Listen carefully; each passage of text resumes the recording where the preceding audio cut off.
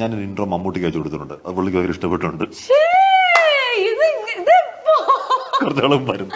അതെ, എനിക്കൊരു കാര്യം മനസ്സിലായി. ഉള്ളില് സിനിമ എന്ന് പറയുന്ന ഒരു വലിയ മോഹം ഒരു സൈഡിലുണ്ട്. സിനിമ മോഹമുണ്ടല്ലത്. മമ്മൂട്ടി നമുക്ക് എല്ലാവർക്കും ഇഷ്ടമല്ലേ. എന്നാലും നമ്മള് അദ്ദേഹത്തിന്റെ നമ്പർ തപ്പി കണ്ടുപിടിച്ച് അദ്ദേഹത്തിന് നമ്പർ നമ്മൾ ഒരുമിച്ചുള്ള വാട്സാപ്പ് ഗ്രൂപ്പുണ്ട്, ഞാറ്റുവല്ല എന്ന് പറഞ്ഞിട്ട് വി.കെ. ശ്രീരാമനൊക്കെ ഉള്ള ഒരു ഗ്രൂപ്പാണ്. ആ ഗ്രൂപ്പിൽ പുള്ളി നമ്പർ ഉണ്ട്. പുള്ളി ആ ഗ്രൂപ്പിൽ ആക്റ്റീവ് ആണ്. നമ്പർ ഉണ്ടല്ലോ എന്തായാലും.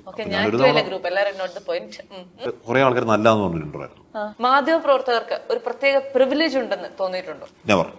ഇല്ല, ഒരു പ്രിവിലേജ് ഇല്ല എന്ന് തോന്നിയിട്ടുണ്ട്. ആണ് അതിന് വിഷമം തോന്നിയിട്ടുണ്ടോ? ഒരു പ്രിവിലേജ് ഇല്ല. ഞാൻ ആ പ്രിവിലേജ് ഉണ്ടോ, കുറെ ആൾക്കാരുണ്ടെന്ന് കരുതുന്നവരുണ്ടാകാം. ഞാനൊരു കാലത്തും ആ പ്രിവിലേജിന്റെ എന്തെങ്കിലും എടുക്കാൻ ശ്രമിച്ചിട്ടില്ല, ശ്രമിക്കുകയില്ല. ആരാധികമാരുടെ മെസ്സേജുകൾക്ക് പലതവണയും മറുപടി കൊടുത്തിട്ടുണ്ട്. അവരെ പ്രോത്സാഹിപ്പിക്കാറുണ്ടോ, നിരുത്സാഹപ്പെടുത്താറുണ്ടോ? എന്താണ് ഇപ്പം നമ്മളെ താങ്ക് യു ഇനി കീപ് വാച്ചിങ് എന്നൊക്കെ പറയാറുണ്ടോ? അത്രേ ഉള്ളൂ. നിലപാടുകൾ മാറ്റാൻ തോന്നിയിട്ടുണ്ടോ? മാറ്റാൻ തോന്നിയിട്ടുണ്ട് എന്ന് പറഞ്ഞു കഴിഞ്ഞാൽ നമ്മൾ ഒരു കാലത്ത് ശരിയെന്ന് വിചാരിച്ച് ആവില്ല ചിലപ്പോൾ ശരി. നമ്മൾ കുറച്ചുകൂടെ അതിനെപ്പറ്റി അറിഞ്ഞു കഴിയുമ്പോൾ അത് തെറ്റാണെന്ന് തോന്നുന്നു. അപ്പൊ അതൊന്നും മാറ്റാൻ മടിയുണ്ടാവുന്ന കാര്യമില്ല. ചർച്ചയ്ക്ക് മുന്നേ ഒരു നിലപാടുമായി പോയി, ചർച്ചയ്ക്ക് ശേഷം ആ നിലപാടിൽ നിന്ന് മാറ്റം വന്നതായി തോന്നിയിട്ടുണ്ടോ? ഞാൻ പറഞ്ഞത് ഇപ്പൊ നമ്മൾ ചിന്തിച്ച മാത്രമല്ലായിരുന്നു പൂർണ്ണ ശരി, അങ്ങനെ തോന്നിയിട്ടുണ്ട്. ചർച്ച കഴിയുമ്പോഴത്തേക്ക് അങ്ങനെ തോന്നിയിട്ടുണ്ട്. ഓഫ്കോഴ്സ് തോന്നിയിട്ടുണ്ട്. 1-2 വിഷയങ്ങൾ തോന്നിയിട്ടുണ്ട്. ആരോടെങ്കിലും പഞ്ചാര അടിച്ചിട്ടുണ്ടോ? പിന്നില്ലേ, പഠിക്കുന്ന സമയത്തൊക്കെ. ഞെട്ടിക്കുന്ന വാർത്തകൾ മനസ്സിൽ ഒളിപ്പിച്ചിട്ടുണ്ടോ? ഉണ്ട്. ആണോ? അതിഥികളായി എത്തിയവർ എപ്പോഴെങ്കിലും ശത്രുക്കളായി പോയിട്ടുണ്ടോ? പിണക്കമുണ്ടായിട്ടുണ്ട്. ഒരാൾ ഒരു പിണക്കം ഒരു ദീർഘനാൾ നീണ്ടു നിന്നിട്ടുണ്ട്. പക്ഷെ ഞാനത് പിന്നാലെ നടന്ന് പരിഹരിക്കും. അത് ശരി. പിണങ്ങി നിൽക്കാൻ അത് ശരിയല്ലല്ലോ. അല്ല, അങ്ങനെ ഒരു എഫേർട്ട് എടുക്കാനായിട്ട് തോന്നിപ്പിക്കുന്ന എന്താണ്? നമുക്ക് ഇനി നാളെ ഇവരെ കാണേണ്ടതാണ് എന്നുള്ളത് കൊണ്ടാണോ?